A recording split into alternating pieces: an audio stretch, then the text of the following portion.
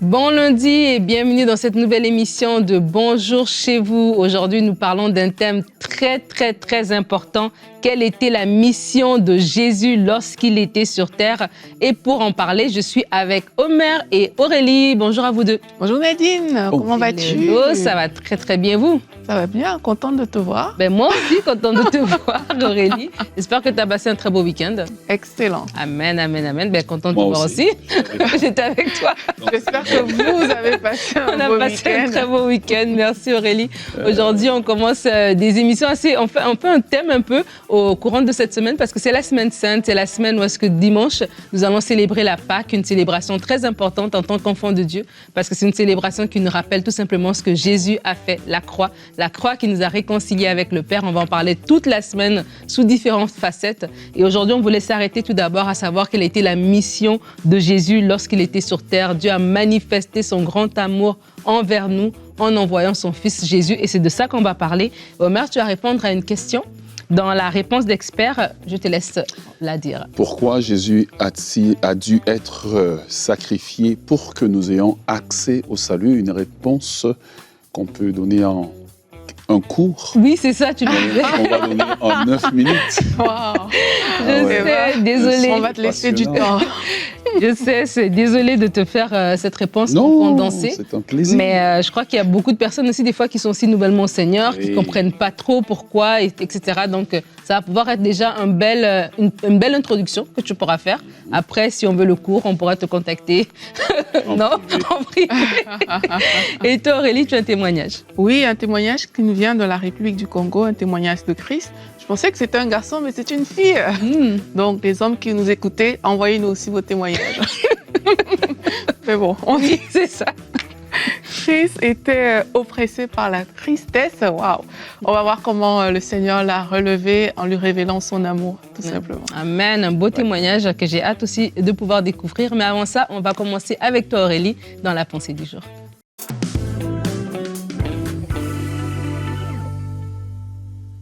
On connaît ce verset célèbre que Nadine a cité en introduction de cette émission, Jean 3,16, « Car Dieu a tant aimé le monde qu'il a donné son Fils unique, afin que quiconque croit en lui ne périsse point, mais qu'il ait la vie éternelle. » Dieu, en effet, n'a pas envoyé son Fils dans le monde pour qu'il juge le monde, mais pour que le monde soit sauvé par lui. Dieu nous a prouvé son amour en envoyant Jésus-Christ, son Fils, sur la terre. Et cette mission, c'était de venir pour sauver l'homme. Et le salut, en fait, il y a plusieurs dimensions du salut.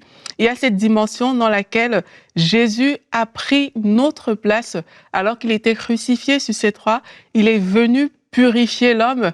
Il est venu afin que nous obtenions le pardon de nos péchés. Si tu es un homme, tu es une femme, tu sais que tu es imparfaite, tu sais que tu commets parfois le mal, il t'arrive certainement de pécher.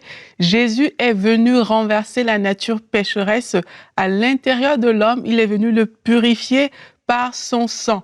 Et il n'y a que le sang de Jésus qui pouvait le faire. Il n'y a que ce sang qui pouvait vraiment ôter, nous décharger de tous nos péchés et nous éviter la mort. La Bible dit dans Romains 6 au verset 23, « Car le salaire du péché, c'est la mort, mais le don gratuit de Dieu, c'est la vie éternelle en Jésus-Christ, notre Seigneur. » En tant que pécheurs, la mort éternelle nous était réservée, mais parce que Jésus-Christ a versé son sang à la croix, aujourd'hui, quand tu acceptes Jésus-Christ, c'est la vie de Dieu qui t'est réservée.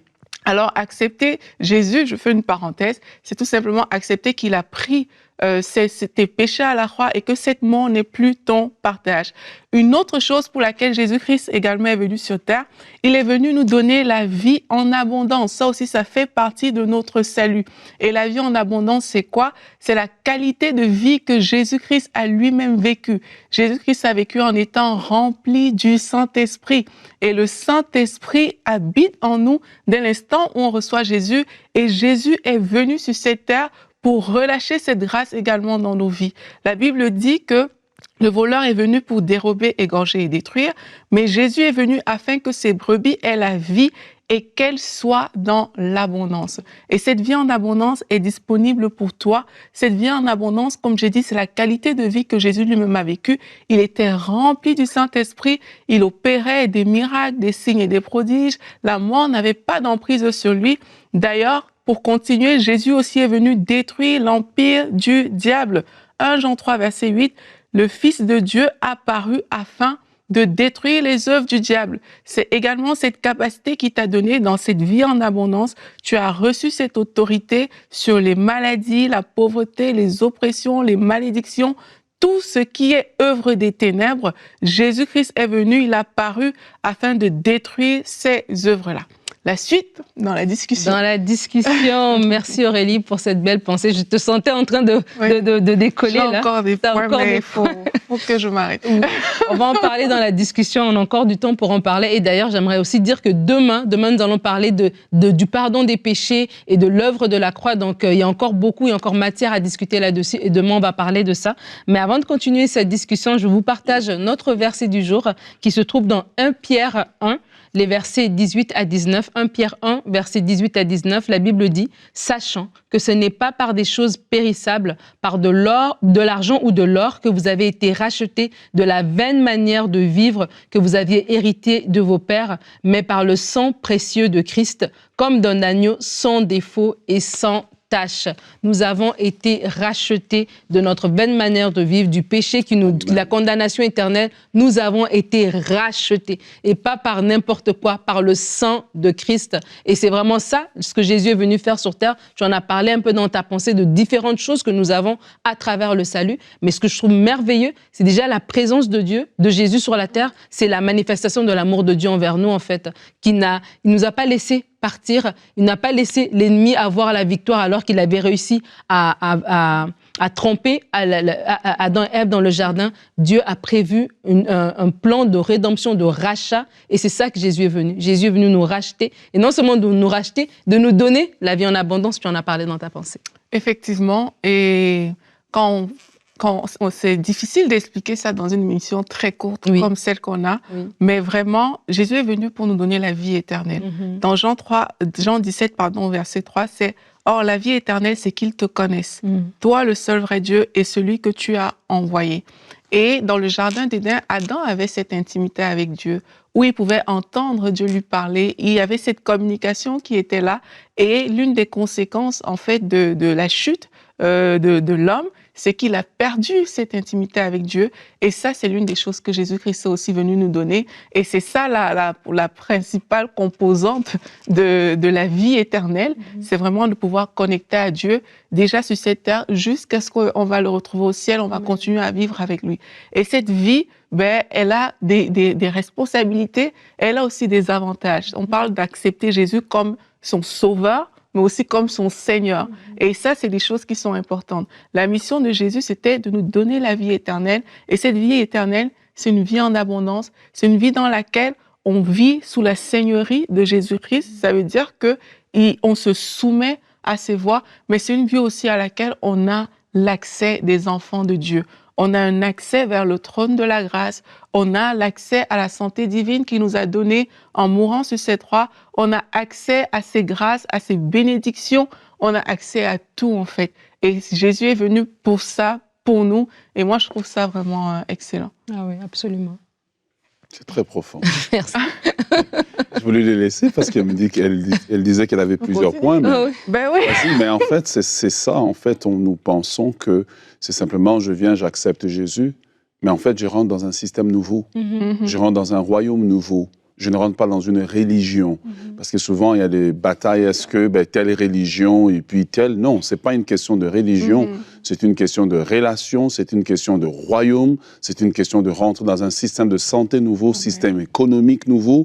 Et c'est quand la Bible dit dans 2 Corinthiens 5, 17 que si quelqu'un est en Christ, il est une nouvelle créature, les choses anciennes sont passées, voici toutes choses sont devenues nouvelles. La Bible parle d'un système qui doit tomber, un système de raisonnement, de façon de faire qui tombe, et nous rentrons dans un nouveau système dans lequel nous avons la pensée divine, nous réfléchissons comme Dieu réfléchit, et donc ça se traduit aussi par notre bien-être aussi.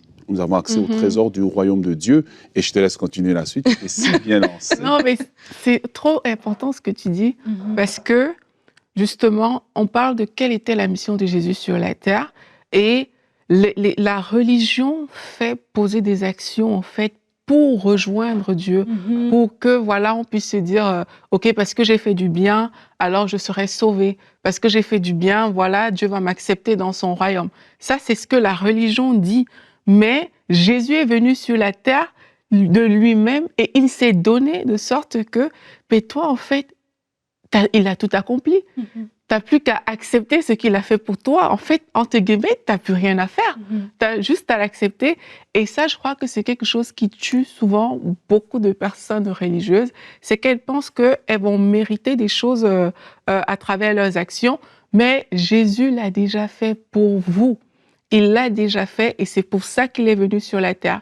Il suffit juste d'accepter la main tendue, en fait, et de dire « Mais merci Jésus, parce que tu es venu sur la terre, tu m'as racheté, je ne suis plus obligé de me sentir parfait. C'est la perfection de Jésus qui est venu nous couvrir et c'est sur cette base qu'on doit vivre.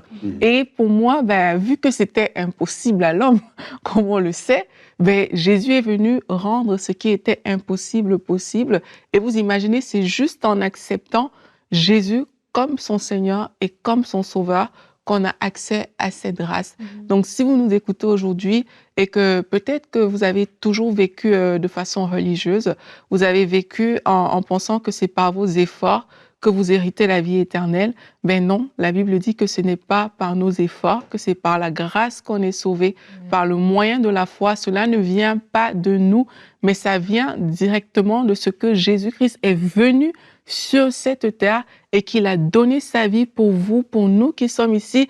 Et il suffit juste de dire, Seigneur, j'accepte cette vie que tu m'as donnée. J'accepte que parce que tu es venu sur la terre, mais moi, tu m'as donné l'opportunité de reconnecter avec mon Seigneur. Et si vous voulez le faire, on va prier ensemble juste pendant quelques minutes. Après, je vais te laisser, Nadine.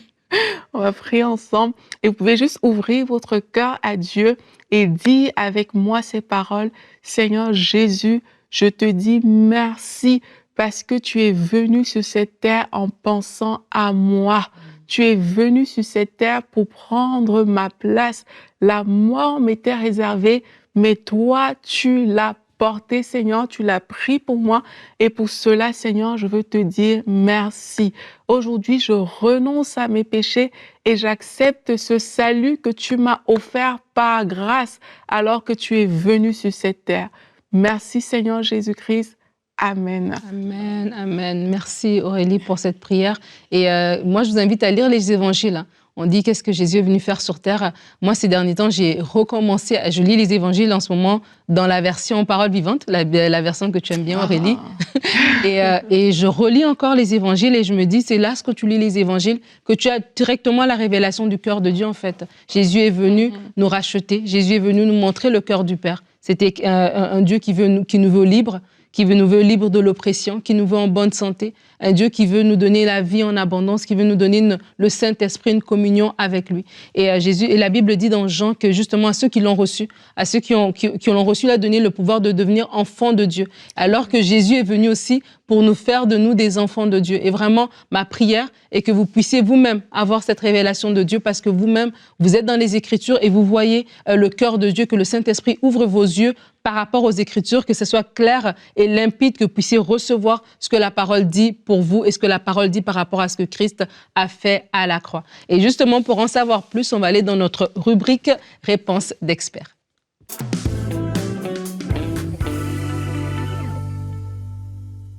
Alors, pourquoi Jésus a-t-il dû être sacrifié pour que nous ayons la vie éternelle? Une question très intéressante et en fait profonde aussi, qui va compléter ce que Aurélie nous a si brillamment apporté. Je vais essayer de le faire de façon simple pour que les gens, évidemment, de différents courants ou obédiences puissent saisir. La première des choses que nous comprenons, c'est que Dieu a créé l'homme. Le but de la création de l'homme, c'était que l'homme soit en communion avec Dieu. Et Dieu, en fait, voulait une famille dans le visible qui le représente ici, avec lesquelles il aurait une communion. Malheureusement, eh bien, l'homme s'est détourné de Dieu, a écouté un ange déchu qui s'appelle Lucifer, et l'homme a péché. Et le péché a brisé la communion avec Dieu, et cette communion devait être rétablie. Or, Dieu, qui voit la fin d'une chose avant son commencement, avait déjà prévu depuis l'éternité un plan pour sauver l'homme. Et c'est intéressant parce que Dieu, dans son amour, avait vu cela, Dieu avait mis cela déjà en place. Et quand l'homme s'est détourné de Dieu, eh bien, Dieu a activé ce plan. Et ce plan incluait que le salut de l'homme allait être manifesté au travers de son Fils qui allait venir. Au travers de l'Ancien Testament, Dieu donne des types et des ombres au travers des sacrifices, des Lévitiques, etc. Et je le dis pour que quand vous lisez ces livres, vous compreniez que vous êtes en train de lire en fait des types et des ombres des choses qui allaient venir.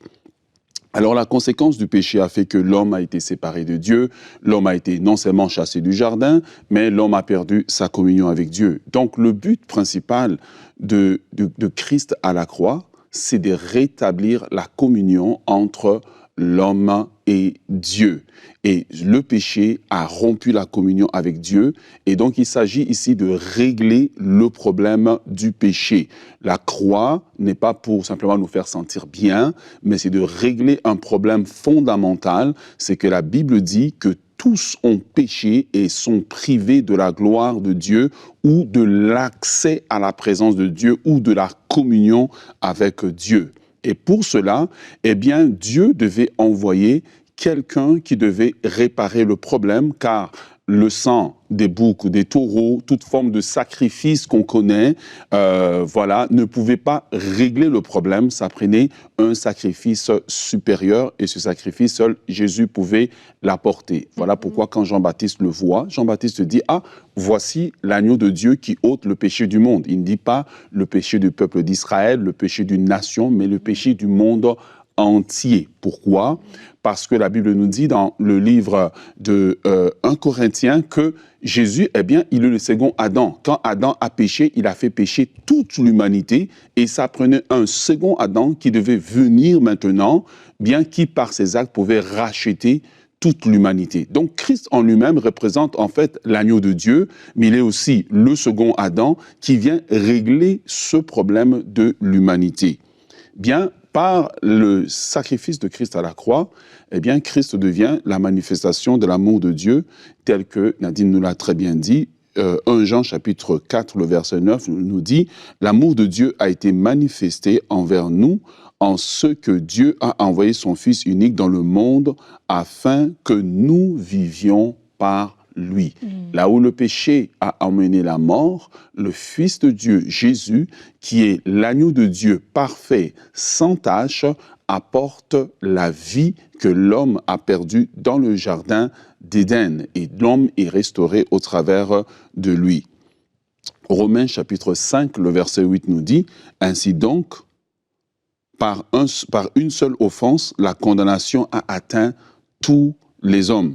De même, par un seul acte de justice, la justification qui donne la vie s'étend à tous les hommes. » Donc, de la même façon que le péché s'étend à tous les hommes au travers d'Adam, la justification, le salut, la réconciliation avec Dieu s'étend aussi sur tous les hommes au travers d'un seul acte de justice, un seul sacrifice à la croix de Golgotha par Jésus-Christ.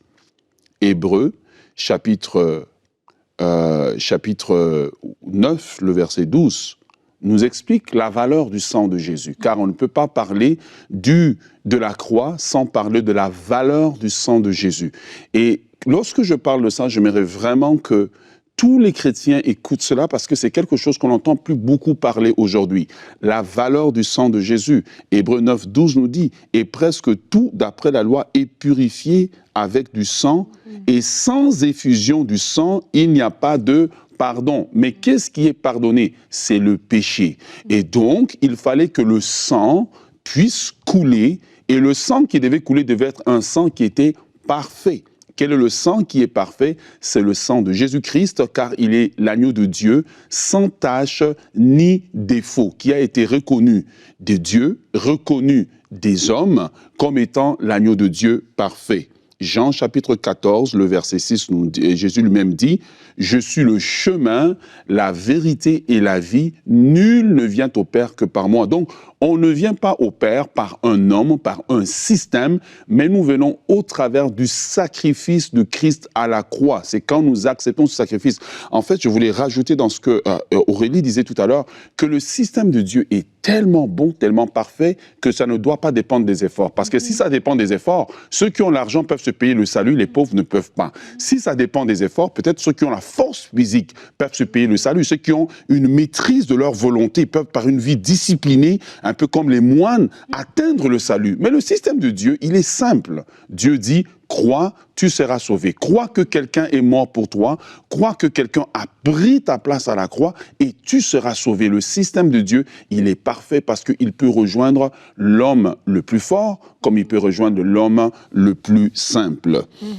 Et 2 Corinthiens chapitre 5, le verset 18 nous dit, « Eh bien, et tout cela vient de Dieu qui nous a réconciliés avec lui par Christ et nous a donné le ministère de la réconciliation. » En un seul sacrifice à la croix, le sacrifice de la croix a éloigné la colère de Dieu qui pesait sur l'homme, car Dieu ne tolère pas le péché.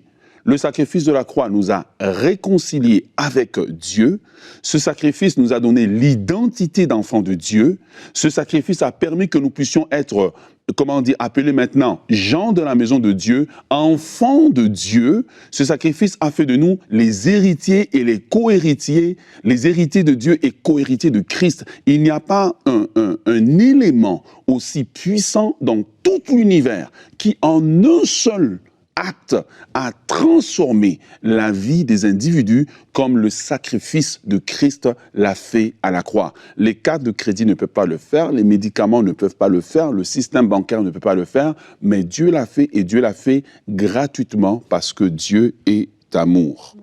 Et la Bible nous dit, pour ceux qui doutent encore, Actes chapitre 4, le verset 12, il nous dit « Il n'y a de salut en aucun autre, car il y a sous le ciel aucun autre nom qui a été donné parmi les hommes par lesquels nous puissions être sauvés. » Alors, qu'est-ce que j'en viens ici? Pourquoi Jésus a-t-il été sacrifié? Pour que nous ayons accès au salut? Parce qu'il n'y a pas d'autre moyen par lequel nous pouvons avoir accès au salut. Pourquoi a-t-il été sacrifié? Pour que nous ayons accès au salut? Parce qu'il n'y a pas un autre sang qui puisse ôter le péché et que Dieu accepte. Mais il a payé de sa vie pour que nous ayons la vie éternelle. Sachant tout ce que Jésus a accompli à la croix, sachant la nécessité du sacrifice, sachant que nous ne pouvons pas avoir accès à Dieu par d'autres moyens que par lui, qu'est-ce que vous attendez aujourd'hui pour lui donner votre vie? Car la Bible dit dans les livres d'Hébreux, si vous entendez sa voix aujourd'hui, n'endurcissez pas votre cœur. Vous pouvez vous attacher à des articles religieux, mais ces articles ne peuvent pas sauver. Vous pouvez vous attacher à des rites, ces rites ne peuvent pas sauver. Vous pouvez vous attacher à des chants, ces chants ne peuvent pas sauver. Il n'y a de salut en aucun autre sur la terre qu'en Jésus-Christ de Nazareth, l'agneau de Dieu, mort et sacrifié pour notre péché, pour notre justification, pour que nous soyons réconciliés avec Dieu. Amen, amen. Merci énormément pour cette excellente réponse d'expert que je vous invite même à réécouter en replay. Les émissions sont disponibles en replay sur emcitv.com et nous allons enchaîner avec la rubrique témoignages.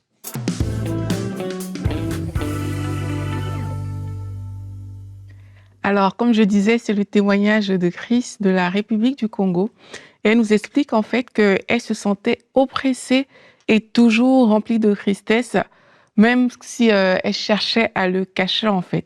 Elle dit « J'aime voir les autres heureux, j'aime contribuer au bonheur des autres, mais pour ma propre vie, j'avais cette sensation de stagnation. Cela me rendait tellement triste et c'était de plus en plus lourd à porter. » Donc là, c'est la base avec laquelle elle a commencé. Elle dit qu'elle avait toujours l'impression de reculer, l'impression d'échouer. Elle était toujours en larmes et remplie de tristesse.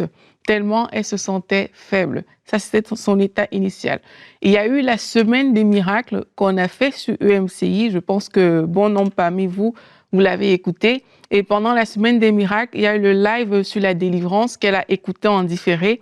Et elle dit qu'à ce moment-là, pendant qu'elle était en train d'écouter le live, j'ai vraiment eu l'impression que Dieu me parlait directement pour me demander de ne pas me laisser oppresser, qu'il m'aime et que je ne suis pas abandonnée car son amour m'amène en avant et non le contraire. Et elle dit que pendant la semaine des miracles également, elle a senti un esprit profond de tristesse comme s'arracher d'elle, un manteau qui est en train de la quitter. Et là, elle a réalisé que, en fait, c'est le diable qui avait réussi à emprisonner ses pensées et que c'était pas normal. Donc, ce jour-là, elle s'est dessaisie de ce manteau-là. Et depuis ce jour-là, sa vie a bien entendu changé. Elle dit que, on a pris des nouvelles vraiment après. Elle dit, je ne suis plus du tout esclave de la peur comme j'étais avant. Elle dit parfois même, il peut m'arriver de vivre des situations difficiles, mais au lieu de penser que voilà, ma vie n'est pas, je suis pas au même niveau que les autres, je suis en retard. Au lieu de penser à ce mensonge, elle dit, je pense au fait que Dieu est mon Père en fait et qu'il m'aime. Et ça évite de tomber dans la tristesse, la torture psychologique. Elle pense que Jésus a tout porté sur la croix, il ne l'a pas oublié. Et elle dit que ça me donne la force de combattre dans la victoire. Aujourd'hui, ma foi s'appuie sur l'amour parfait de Dieu et son amour ne me fera jamais de mal. Je vis des merveilles dans ma famille, dans mon travail, des miracles formidables. Et ça, il n'y a que la présence de Dieu pour vous transporter dans cette atmosphère. Parfois, je suis surprise, je souris toute seule, tellement c'est beau. Donc ça, c'est ce qui s'est passé après qu'elle ait réalisé l'amour de Dieu dans sa vie. Elle a vu qu'en fait, si elle tourne son regard vers Dieu, Dieu est celui qui l'a rempli de joie, Dieu est celui qui ôte son manteau de tristesse au lieu de se focaliser sur ce que l'ennemi voulait lui montrer. Et c'est une invitation pour les personnes qui nous occupent aussi aujourd'hui, c'est de se focaliser sur l'amour de Dieu, qu'on réalise qu'il a tout accompli et que vraiment, nous, on n'a plus rien à faire. Comment ne pas être dans la joie, Nadine? Amen, un très très beau témoignage. C'est ça. Quand tu parlais justement, j'avais la chanson qui dit « Mon père a créé l'univers ». Voilà, j'étais pas le seul. Il y a de quoi se vanter d'avoir Dieu comme père. On a Dieu comme père, quelle grâce. En tout cas, une belle semaine que nous avons commencé. Si aussi vous avez des témoignages au travers des différentes émissions produites par EMCI TV, vous pouvez envoyer votre témoignage à l'adresse emcitv.com/témoignage. Nous allons continuer cette semaine qui a bien commencé avec cette émission. Demain, nous nous retrouvons pour un thème sur le péché. Comment être sûr que mes péchés sont pardonnés? Parce qu'à la croix, Christ nous a également pardonné de nos péchés. Et Aurélie fera un conseil du coach sur comment expliquer l'œuvre de la croix simplement. On se retrouve demain. Merci de nous avoir suivis et bonjour chez vous.